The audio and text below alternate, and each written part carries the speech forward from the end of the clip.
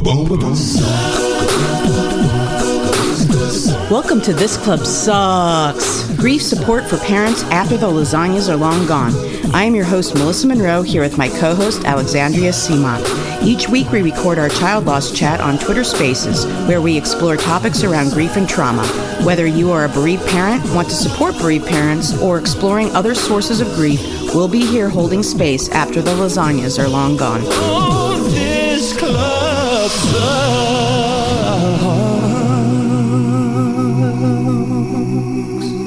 Welcome, everyone, to Child Loss Chat. These are going to be recorded for my podcast, This Club Sucks, Support for Grief Parents After the Lasagnas Are Long Gone. I'm your host, Melissa, and I'm here with Alexandria Simon. Good morning, Dr. A. How are you? Well, I'm sick today, but I get to take a nap after the chat. Well, I certainly hope you feel better, and I'm so happy that you're here. So each week we record our child loss chat on Twitter Spaces, where we explore topics around grief and trauma, and I'm happy that you are all here. So today our guests are Stephanie and Krista from KARE Farm. KARE Farm is a cost-free grief retreat in Kentucky, and I was just so uplifted when I randomly found out about KARE Farm, and I reached out to them to see if they would come on the show and talk to me about their story and how they started KARE Farm, and I'm so pleased to have them. So Krista and or Stephanie, would you like to introduce yourselves? And thank you so much for being here. Hi, I'm Krista Plummer. So I am, it's like a little bio. So I actually, I lost my daughter, Avery, at 18. She was away at college, and she was involved in an accident with an intoxicated driver at the helm. So, my grief journey has been a little bit different than what you'll hear from Stephanie. I had to deal with some prosecution, victim impact statements. I think my first year of being a bereaved mom was really marked with the legal journey. And so there's just this, it's all different. But in my regular life, I have 3 surviving children. I'm an educator in Kentucky. So oh my gosh, it's like, it's like I do have a investment firm that I run, like, as my little side hustle. I've got my master's in education, and then another one in my in educational leadership. So I also have my principal's license. So, it just all kind of came together, which I know that we'll explain how KARE Farm came together. But that's just kind of my little bio, and kind of what brought me to this really crappy side of grief, right? Yeah. And to the club. Yes, club none of us want to be in, as we all know. My name is Stephanie Freihofer-Finnig.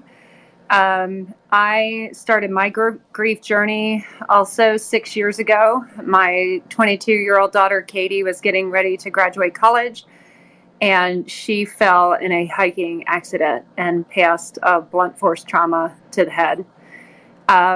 And my day job is a project manager. I'm a consultant, and so I have different clients. But my heart is here with grief and providing retreats for those who have lost a loved one. I'm so sorry for your losses, and it always breaks my heart to meet anyone else in the club that really, really sucks. I wrote in a blog post that Dr. A is going to post in the comments about a retreat that my child died from SUDC, sudden unexplained death in childhood, and I know Heather is in here, who is also a member of that specific club. When I went to my first retreat, SUDC retreat, I remember thinking, this is not a retreat. Like, who wants to go on a grief retreat? Retreat, you know, can mean you're retreating from something. Most retreats, we're leaving our busy lives to go soak up some relaxation and so forth. And that's grief retreat just didn't have a ring to it. But it's also so necessary because we don't really allow enough time or space for grief in our society. The average, I'm going to post these articles in a second, but the average bereavement allowed by many companies is 3 to 5 days. In California, it's 10 days.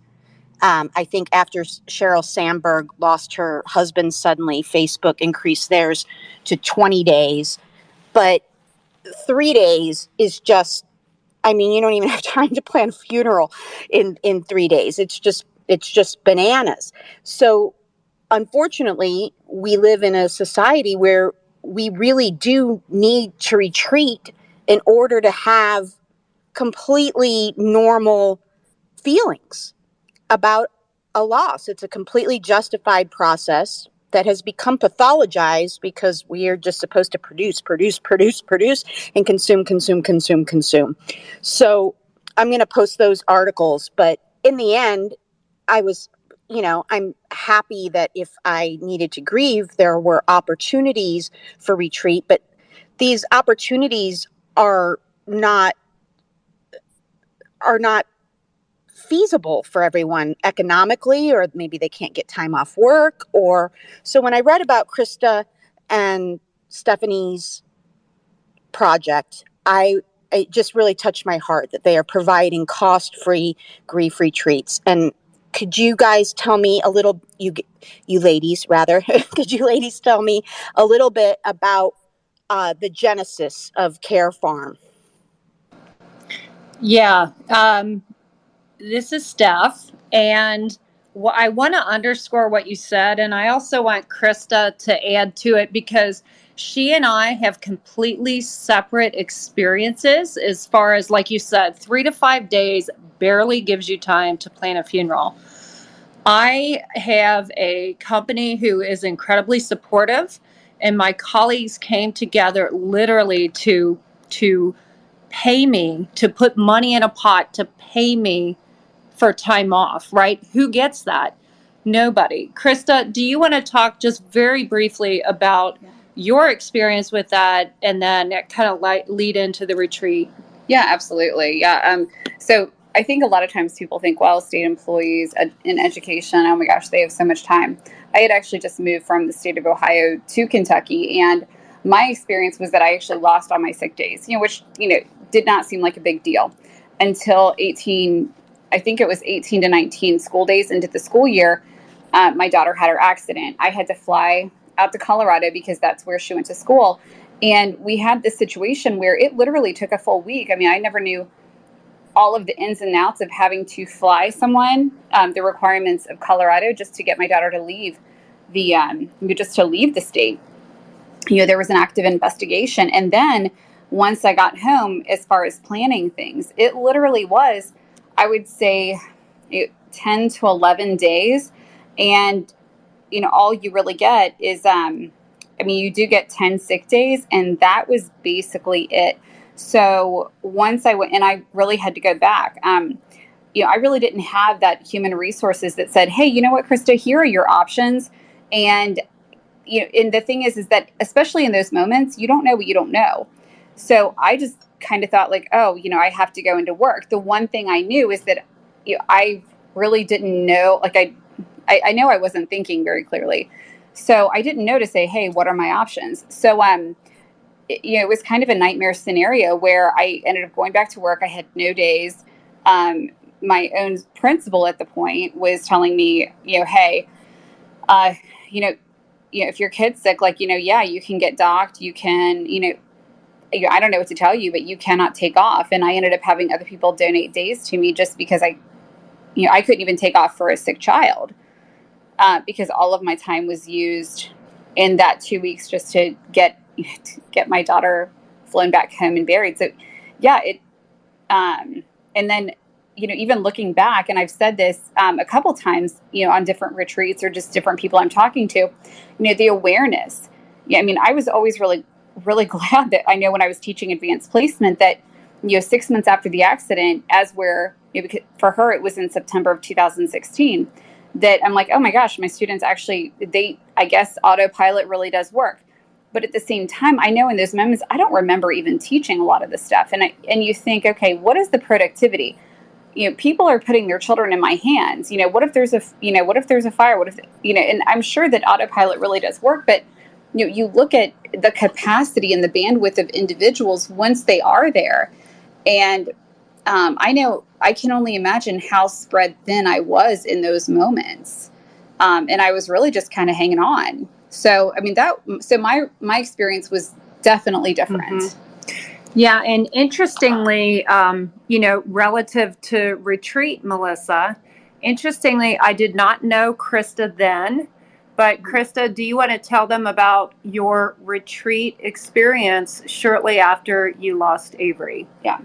So I think that what I learned about early on was the lesson of leaning in. When you feel that pull, that there's usually a reason why you're getting it. I had actually already booked a retreat with my daughter, Avery, and it was supposed to happen what turned out to be about 4 to 5 weeks after her accident. I can tell you the last thing I wanted to do was to go on that retreat. And when it kept coming up, it would have been very easy for me just to negate it, just like, nope, can't do it, too hard. But I still I definitely felt a pull. And because I felt that, I just, I leaned in, even though, I had everything in me screaming, like, do not do this. You're already in fight or flight. And I had every bit of me to fly, like, just not to go. So, but I did go. And I came into contact with a couple really fantastic, compassionate individuals, but it was more so what happened when I sat out in nature alone. And I was able to, just what I was able to experience, just journaling, even just seeing butterflies kind of come in and come out, and just being out there and alone and just myself, away from everything else. And I know that I wasn't doing a lot of processing. I think I was still in shock, obviously, at that point, a lot of numb, a lot of denial and stuff. But I also know that there was something about nature that I was able to just go and just be. And I know we can get a little deeper with it here in a bit about how KARE Farm came to be. But I mean, I know that was my experience, and I think that with grief retreats, and to echo, Melissa, what you said, it's really difficult to say, hey, I want to go on a retreat for a weekend and I'm going to probably cry a lot. I'm going to go to the very core of what I am most sad about. And the thing is that you already feel sad a lot of the time. You're like, great, now I'm just going to be more sad, right? But, I think that what comes out of it is that when you're there, you have that opportunity to speak in a space where you can experience the joy again, because the people around you find joy of getting to know, your loved one that they didn't get to meet. And, but I totally get it. I'm always amazed at who shows up, because it's like, wow, you guys signed up for a weekend. You don't know us. You don't know us. You're going an hour away from, basically from a big city, and we're going to be talking about really tough topics. So I'll tell you, these are some brave folks that come out. Yes, but unfortunately, like we've said, it's so necessary, because we allow so little time for the process of grief in our lives, because we are so bad at allowing space and time for grief, and because it's just really not allowed. I mean, people expect you to go right back to work. It really is so important. And when I was on my retreat where I met Heather, who's in here today and who has been a guest on this show, one of the things that was really most helpful to me, which you alluded to, was on our name tags, it had Melissa Monroe, Alice's mom. And then for an entire weekend, people were calling me Alice's mom. And I just wept. I didn't realize how much I missed. And at that point, it had been, I think, 6 years for me. I didn't realize how much I missed being referred to as Alice's mom, and that I don't think anyone had referred to me as Alice's mom since she died. So that alone was worth it. And you're right, it just took some pressure off. Like, I didn't have to pretend to be better than I was. And look, I have amazingly supportive friends. I had, for the most part, really an impeccable support group. But we're still expected to function. And I could do it. I was functioning. I was highly functioning even, but I wasn't okay. And there's this real misconception that if someone is functioning, they're okay. And so I think a grief retreat really allows you a place to not be okay. And I really commend you for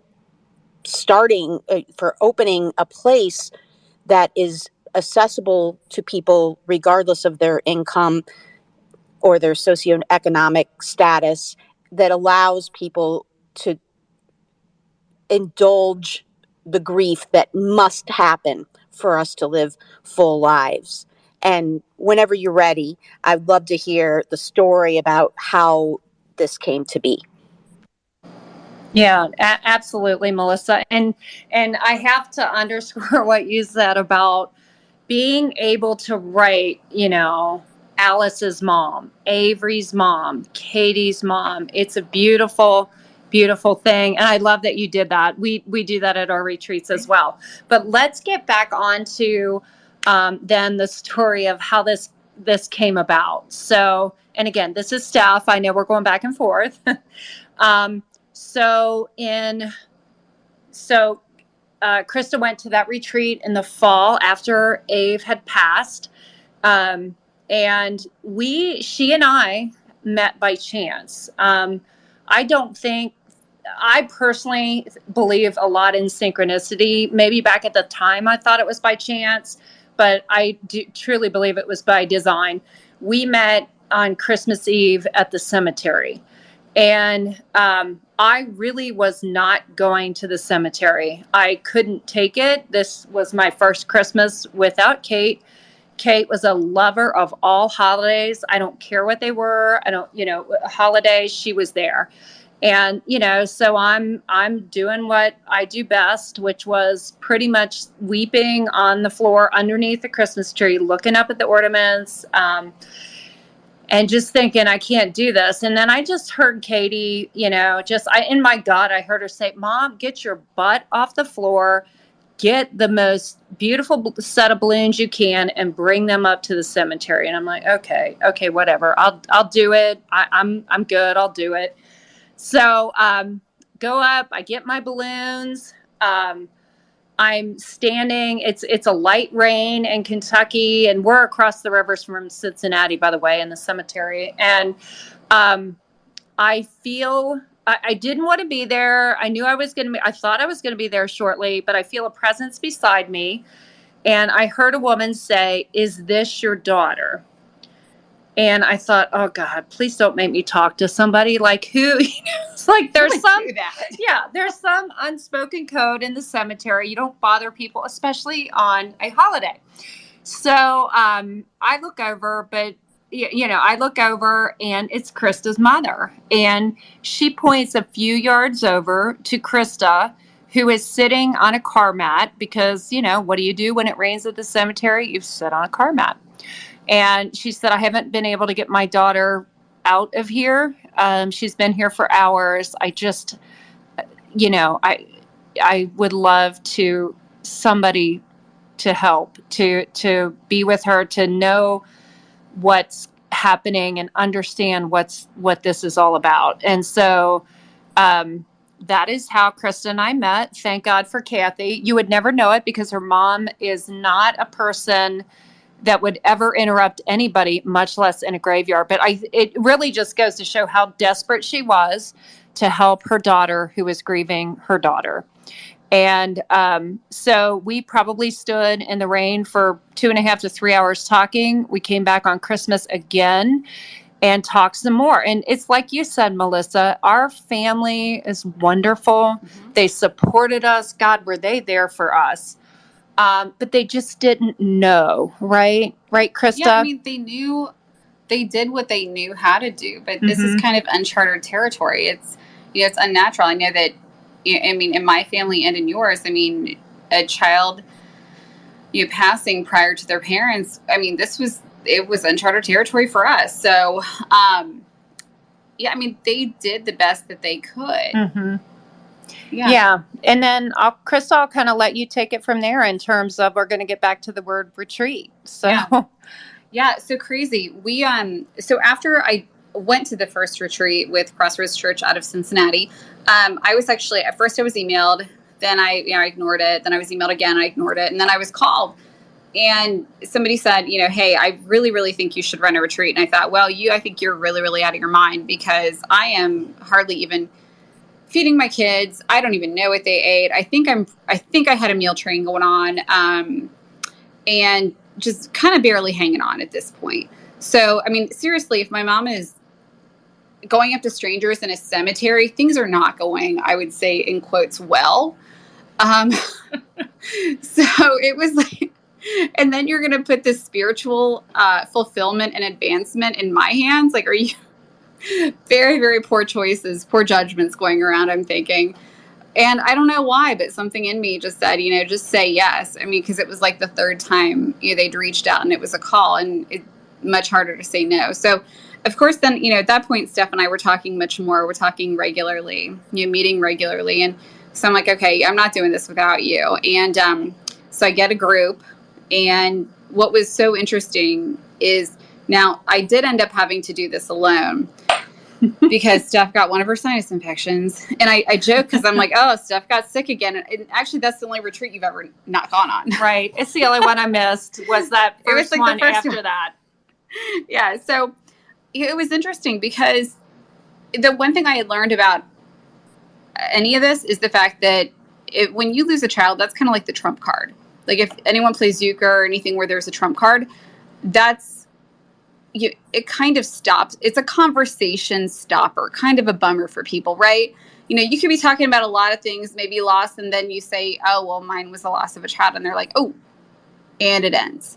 So I kind of knew to keep that very, very close to me because, if I was charged with the advancements of, the advancement of other people, then what I knew is that I had to place what I had going on away and I had to put other people first. And it was a very, very good thing because I had to purposefully do that.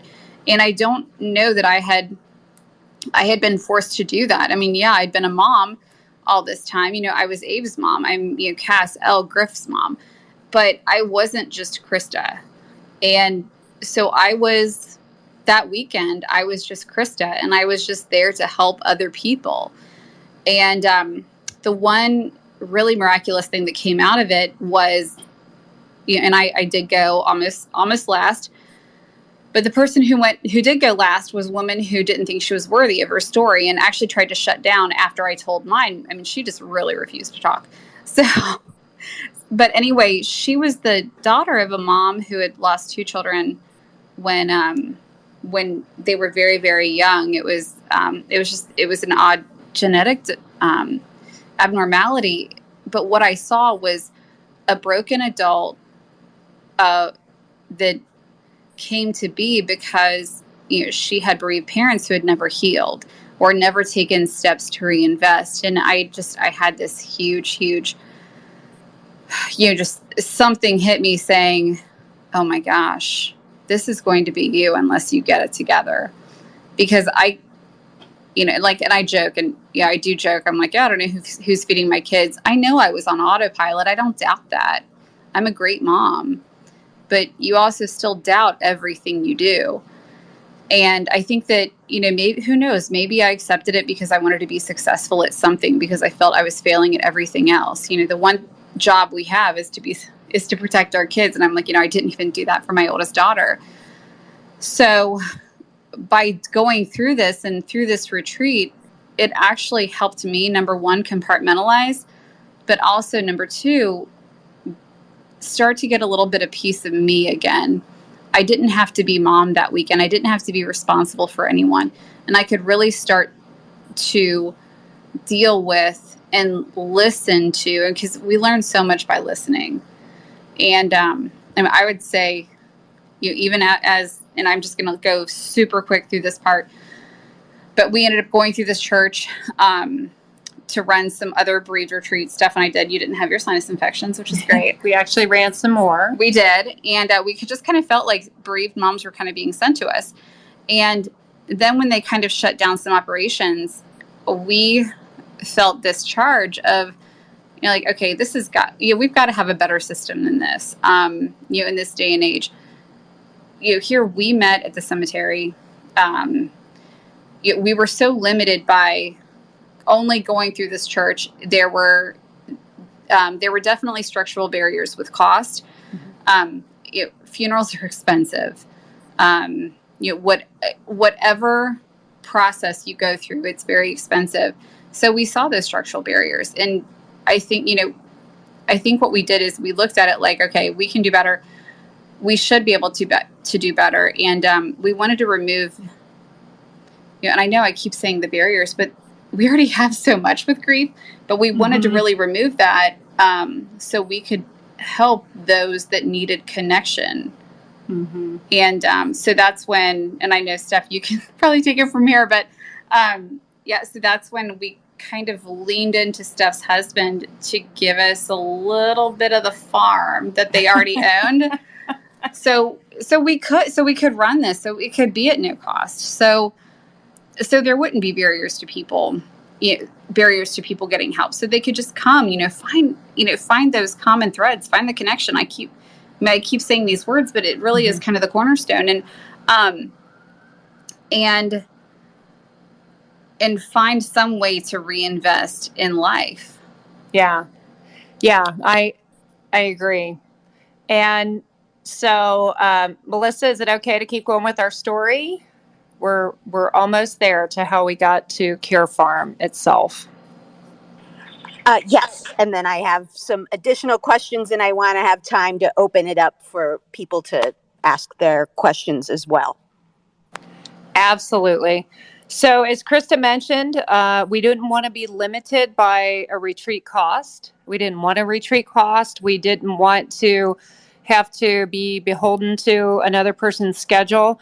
And my husband and I own a farm in Brooksville, Kentucky, which is about 1 hour from Cincinnati. And so we talked to my husband about going ahead and running retreats out of our property. So good news, I knew he would be very supportive of that. And he was. And then at that point, we were getting our articles of incorporation. He does love his property. He's a little concerned, he's a little concerned. Oh my God, am I going to have sad moms out there crying everywhere? But he absolutely got it, and he understood, and he was a wonderful partner and source of support. And then really, unfortunately, we lost my stepson, Nick.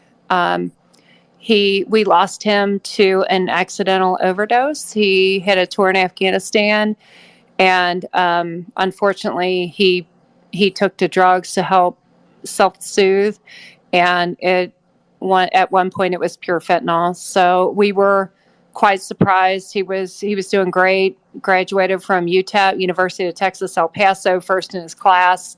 Was coming back to get his master's, and next thing we knew, he had also passed on.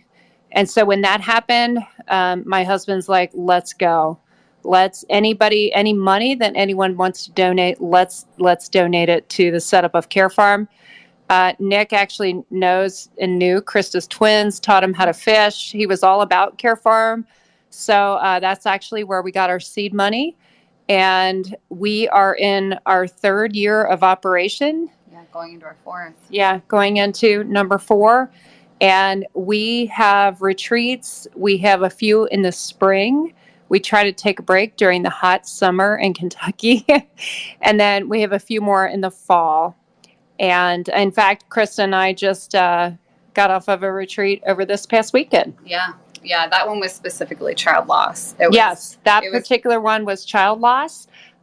We of course have the experience of child loss. We have other people who help facilitate and other types of loss, spouse loss, for example, sibling loss, friend, you name it. We would like to branch out into other losses as well. For example, struggling with cancer, all kinds of things, infertility. But at this point, we're focused on the loss of a person, and that's where we are. Well, that is amazing, and so it's just so wonderful that you're able to offer this to people without cost barriers. It's just so important. And I wish we lived in a world where we didn't have to take time off to grieve.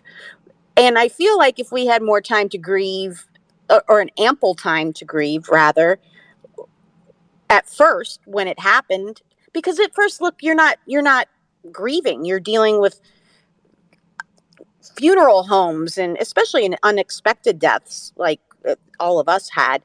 I mean, I didn't know I was going to have to plan my child's funeral. It never even crossed my mind. She was healthy. It never crossed my mind. So you're in shock. And I found, and I think most people agree, the grieving doesn't even really start when you're in shock. I mean, I've told the story before. I forgot I had to go to the bathroom on the way to the bathroom. I found myself in the hallway wondering why I was standing in the hallway and didn't remember I had to go to the bathroom until I walked out of the hallway. I'm like, oh, I had to go to the bathroom. I mean, my brain was broken.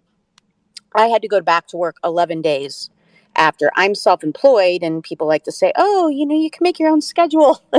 Yeah, I mean, I guess you can, but if you don't work, you don't have money. So most self-employed people I know work all the time, but there's a lot of non-billable hours as well. But in a world where we have to take time off to grieve because we don't have ample time when it happens, and the time we do get is generally spent planning funerals, dealing with all kinds of stuff you never had to imagine that you would have to deal with, and legalities and papers and flying bodies and all of these horrible things that require an immense amount of executive functioning, which you don't have because you're in shock. So since we don't live in a world where the grief even probably has time to start, much less progress, I'm just so grateful for folks like you who have created grief retreat opportunities for folks that don't have access normally. I really appreciate that. If you would like to tell us a little bit about what an average day looks like there, kind of quickly, and then I'm going to open it up to people to ask questions and comments. Sure. So most of our retreats, we try and focus on not like a smorgasbord of self-care services, but, again, I think the one thing that Steph and I have walked away with is, you don't know what you don't know. In those moments of us sitting in the cemetery and just talking, because we would do it very, very often.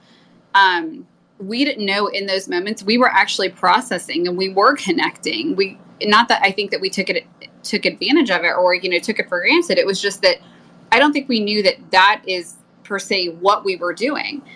And so a lot of times what we'll do, and we have a lot of flexibility just because of different needs of different people. Typically, but I will say a typical retreat. So it usually starts on a Saturday morning, right about 9-10 o'clock. And we let people get settled into their glamps. So it's comfortable camping. So you've got comfortable beds. Different individuals have been represented in the different tents. So it's kind of like in the spirit. For example, my daughter, through high school, she worked, she did equestrian therapy for kids with special needs. And then also was into barrel racing,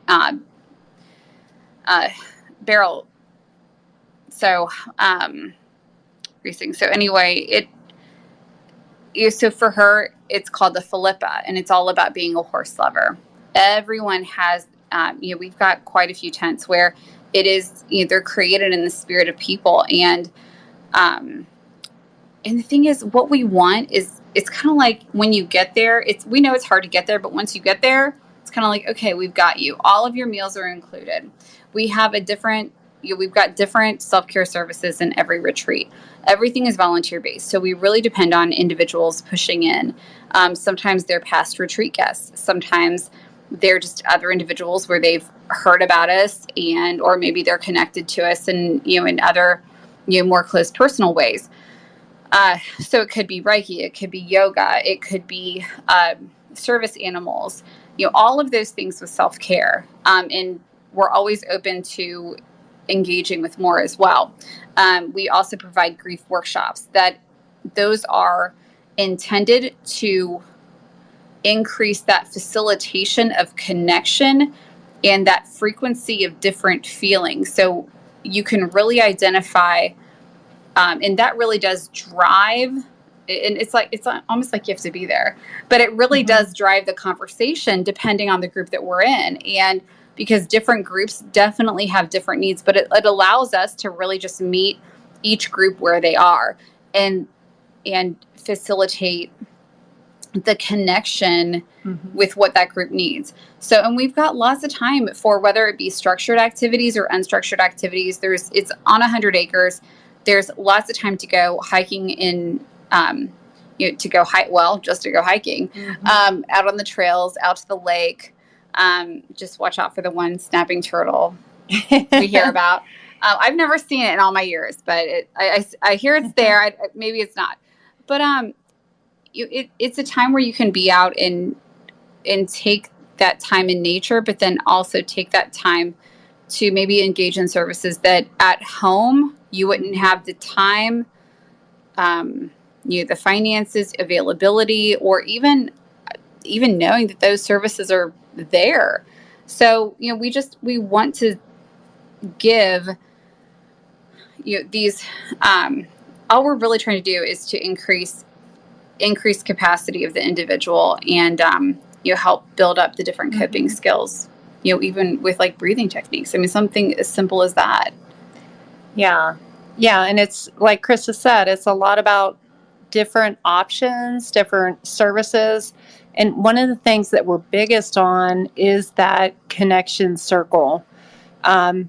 Everything we do is about connecting with each other, because while each of our journeys are unique, they're all unique, they are sacred, they are different, right?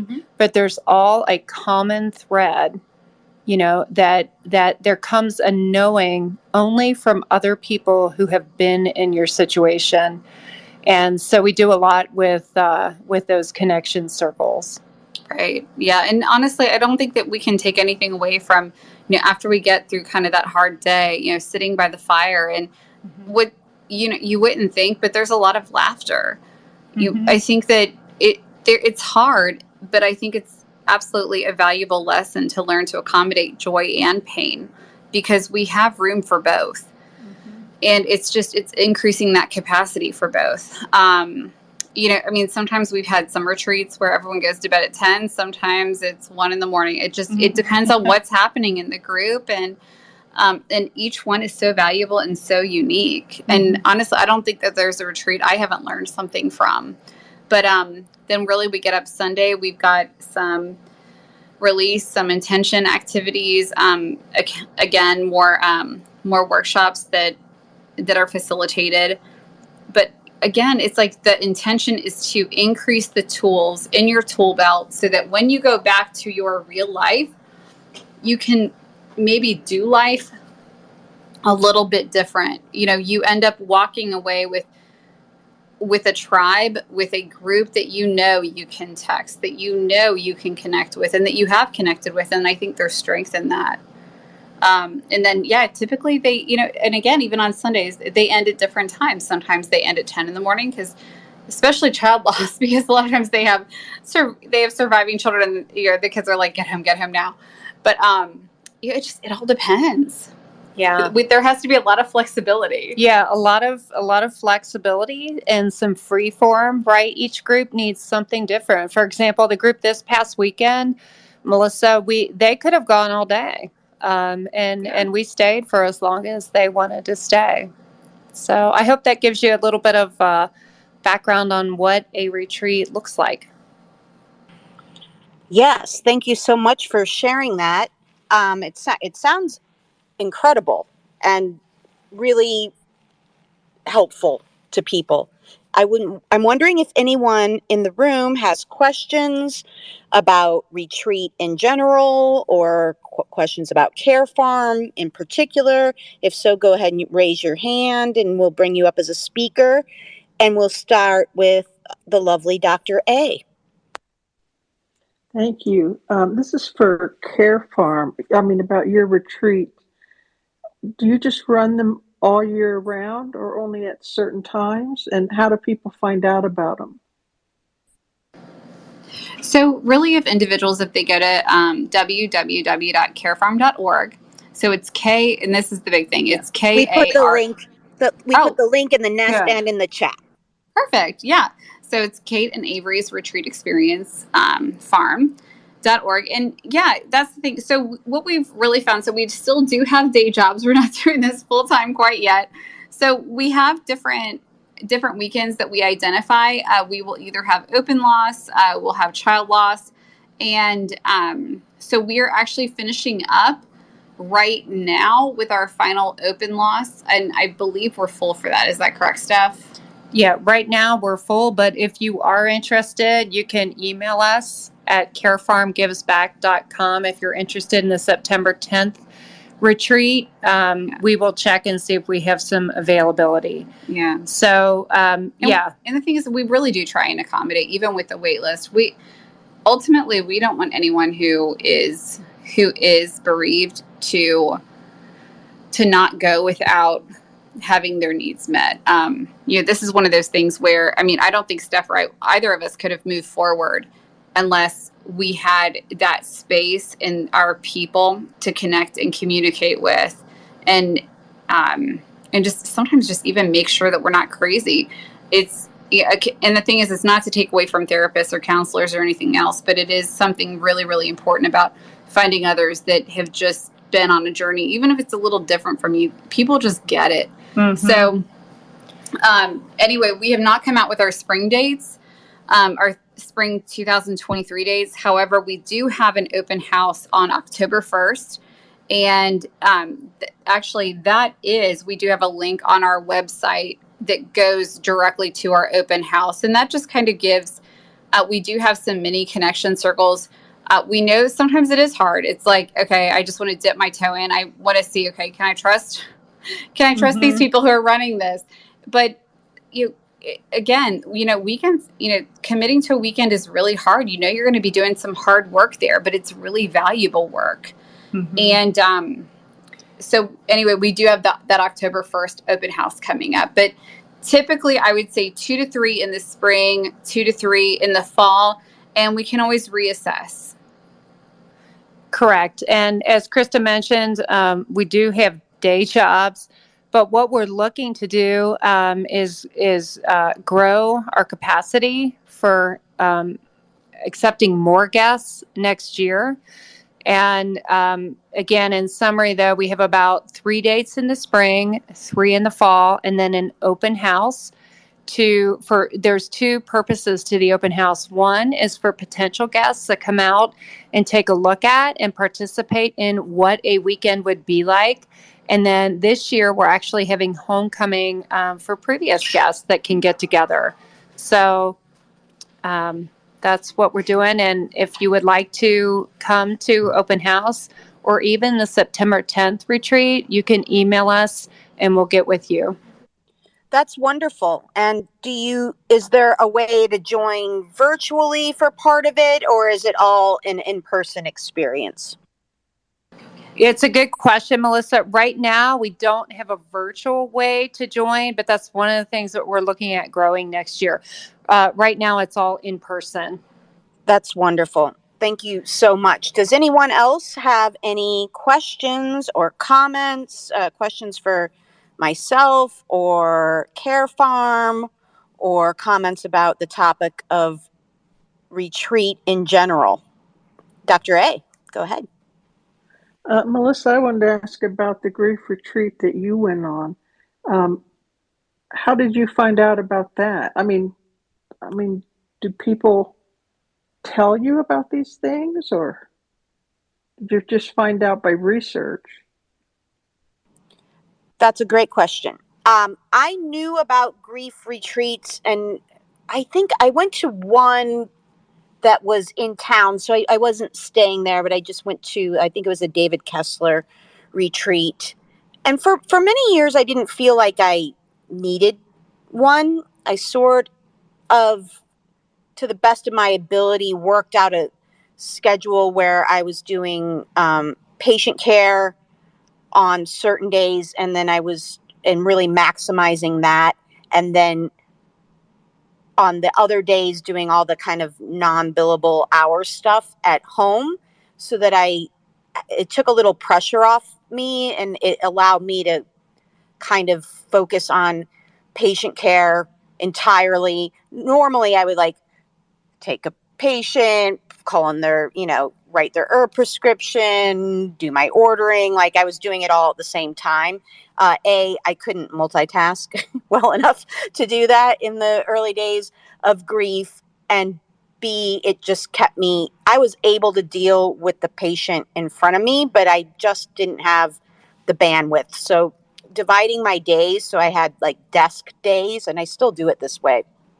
Desk days and patient forward days really helped me to feel like I had space in my week to grieve. So I had convinced myself that I didn't really need a grief retreat.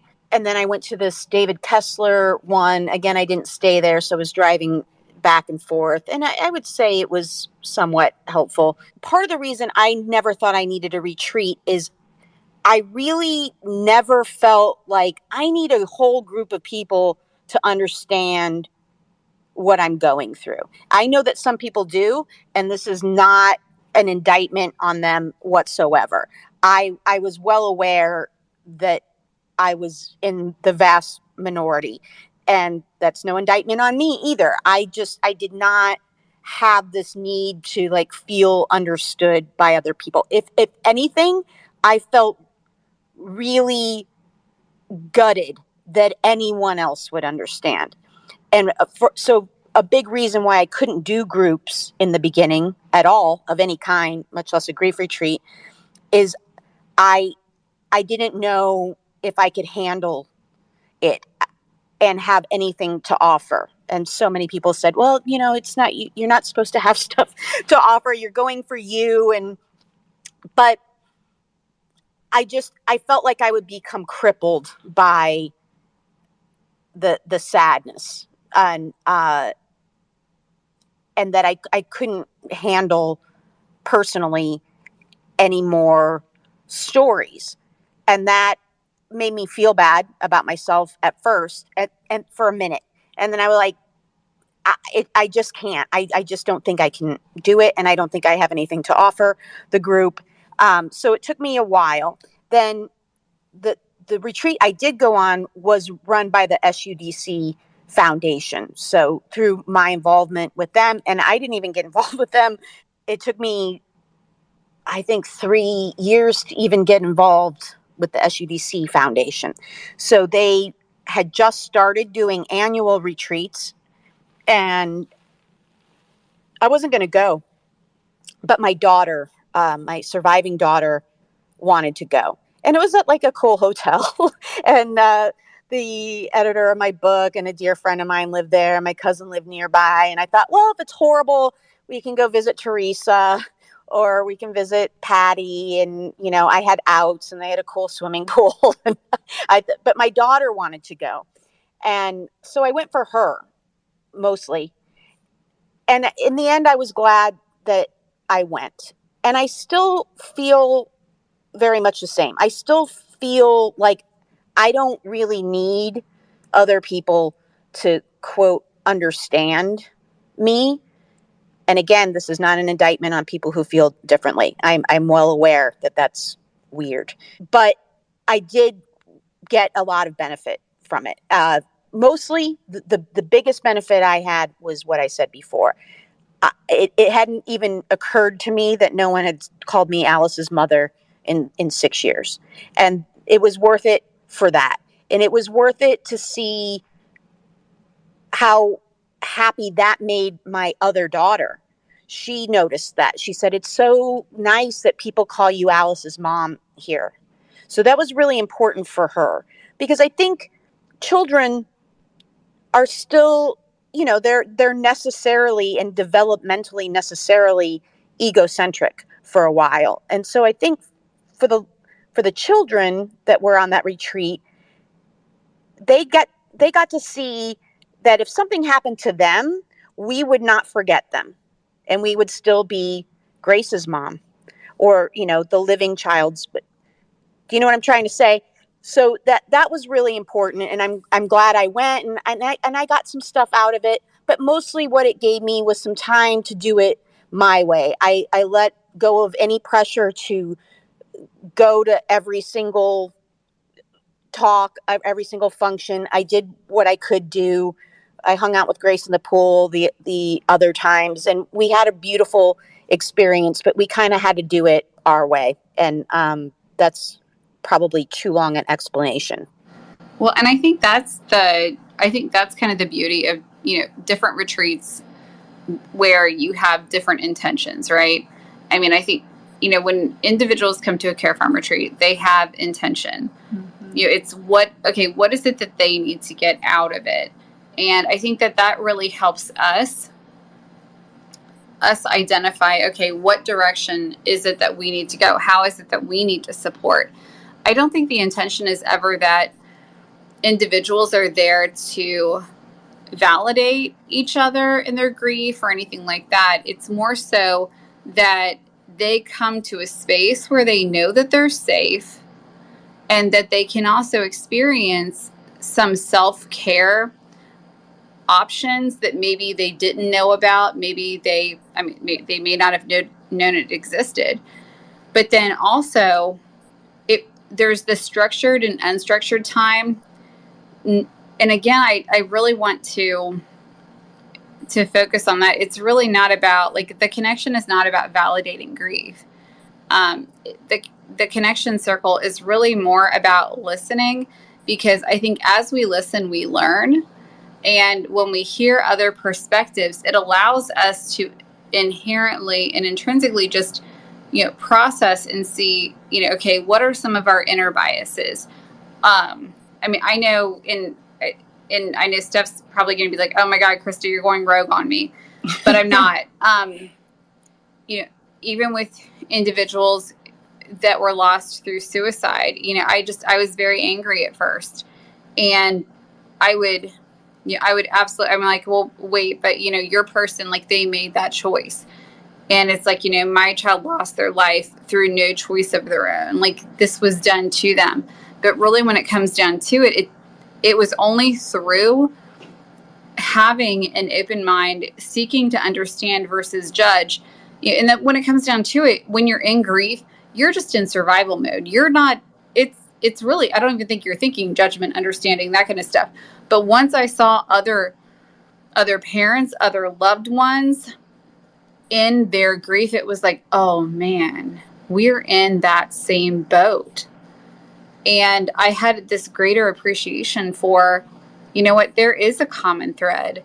We are all trying to figure out ways to move forward and reinvest. And I think that's where that connection comes in, really. Mm-hmm. Yeah, I would agree. This is Steph. The our guests, they come from such different backgrounds. They come from so many different years out of their loss. I mean, some could be 11 months, some could be 11 years. It's just it's very interesting, and they're each coming for their own particular reason.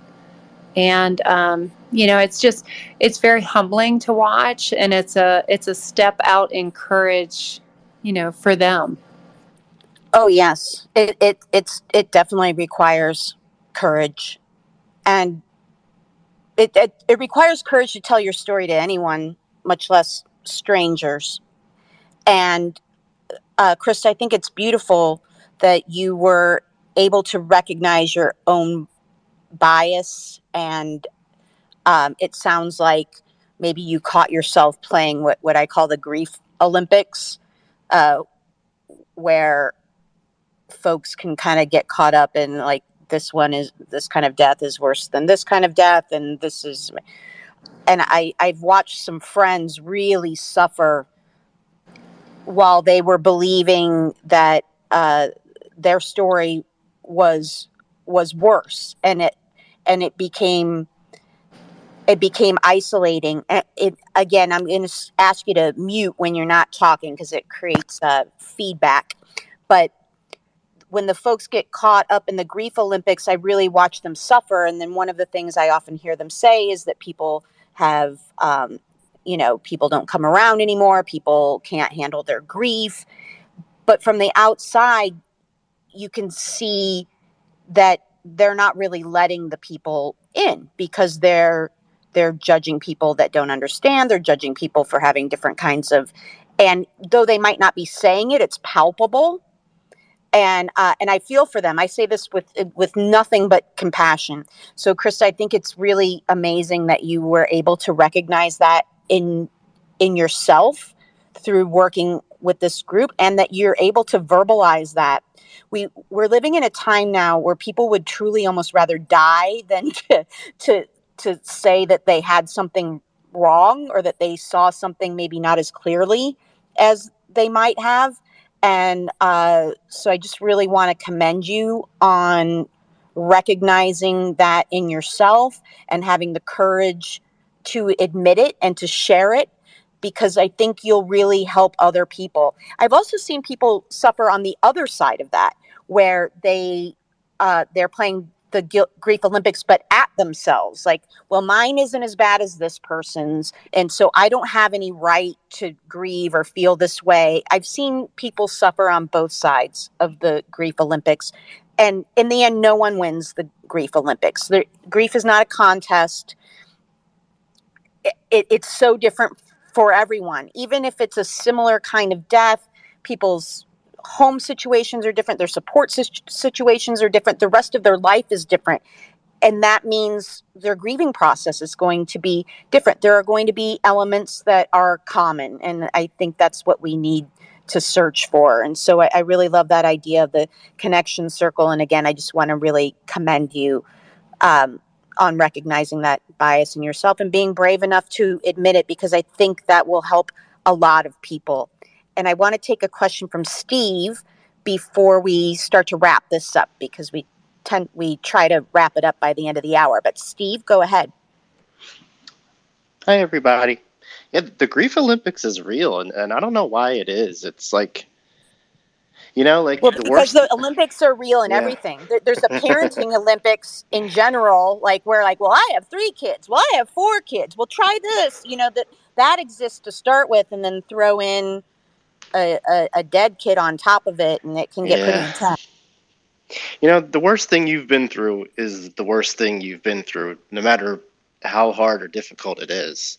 For that person, it could be losing a child, or it could be something completely different, but it's still the worst emotion that person has gone through, and it's valid for them. So, my question about the retreats. We have never gone to one, and we're 4 years out. We're kind of a little leery. I mean, I would like to, but I think my wife wouldn't. So what we did, we were lucky enough we live in New Jersey, and that's where the SUDC Foundation is, I guess, headquartered. So we used to go to the monthly meetings every month. And I think the problem we had was there people who were in so many different levels of grief. Like some were a couple weeks out and some were well progressed past that. And we had a really hard time. Like it felt like we were progressing, but every time we saw other people back at like that raw stage, it would kind of like bring us back. So I had a question, just how's the atmosphere at the retreats when you have all kinds of different, levels of grief going on? That's a great question, Steve. And I just want to recognize that I found that I can handle it now, but I'm 9 years out. I found that really challenging for several years. So I'm excited to hear what Krista and Stephanie have to say. So this is what we've kind of discovered, and this is through our own journey. I would say that with any loss, there is certainly an ounce, whether it was anticipatory, they expected it or not.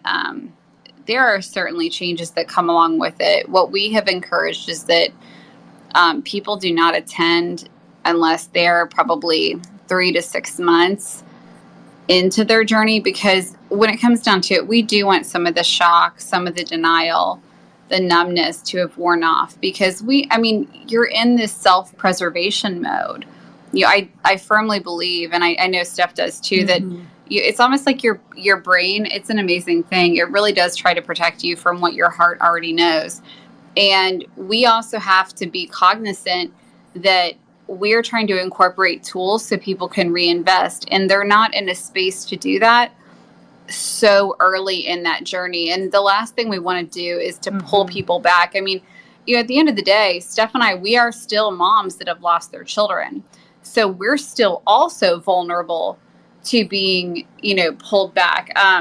It was a motorcycle accident that my daughter was involved in. And I can tell you, I left last weekend's retreat and I came upon a motorcycle accident that had just happened, and I felt like it was moment one, and I've been dealing with it since, and the fallout from that, and this is 6 years later. We have to be super cognizant of that, because otherwise the tools that are brought in are not going to be understood.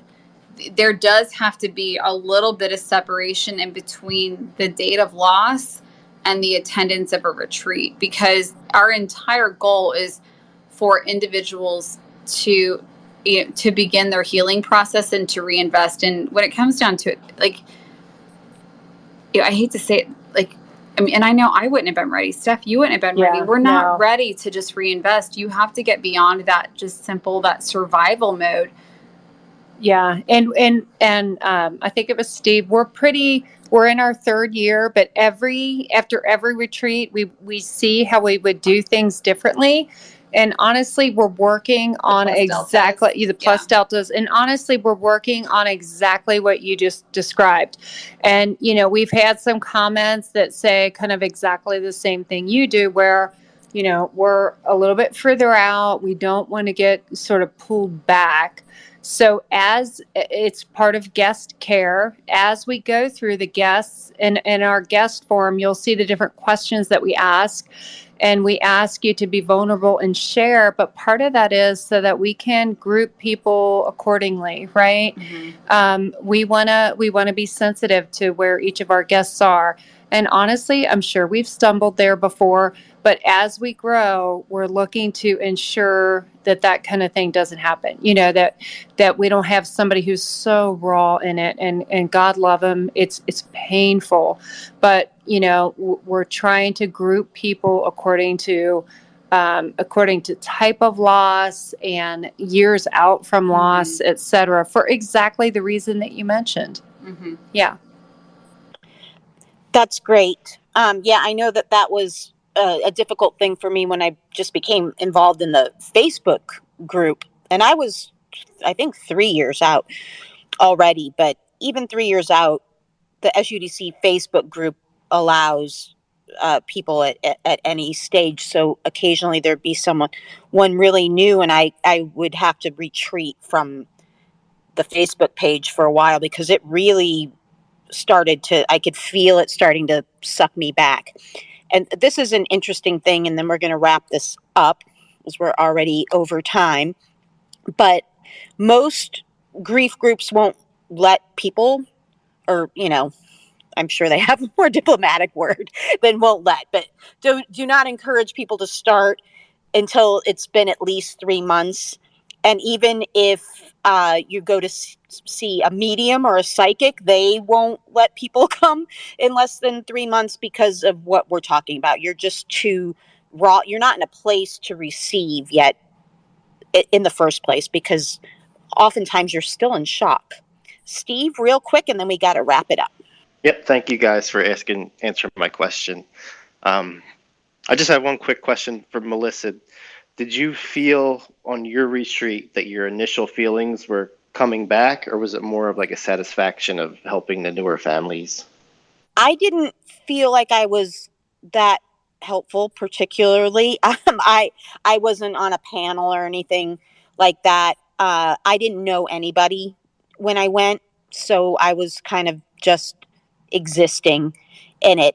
And I felt like it was helpful. I also did something that's uncharacteristic of me, and I let myself, and that made a huge difference. So if something sounded like it was interesting or it might be helpful, I went. If it didn't, I hung out in the pool with my daughter, and we just kind of did it that way. And that was really helpful.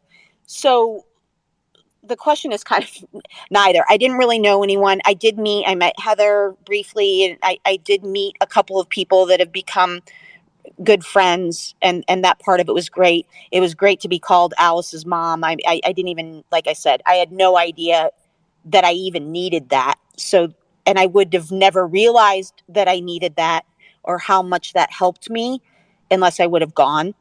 And it was really helpful for my daughter, I will say. So we are going to wrap this up now. We're over time. Kristen, Stephanie, thank you so much for being here and for doing the amazing work that you do at KARE Farm. I appreciate you spending this time with us so much. Thank you so much. Of course. Appreciate it very much. Yeah. Thank you for having us. It's my pleasure. And we will be back next week at the regular time at 11 a.m., Dr. A and I, and we look forward to having you all then. And again, a big thank you to KARE Farm. I appreciate you both, and I appreciate what you do so much. Thank you, Melissa. Everyone have a beautiful day. Thank you for joining us today. For more information on the show or my other work, you can check out thisclubsucks.com or melissamariemonroe.com, or you can find me on Twitter at @MMeaning. May you experience some gentleness on your path today.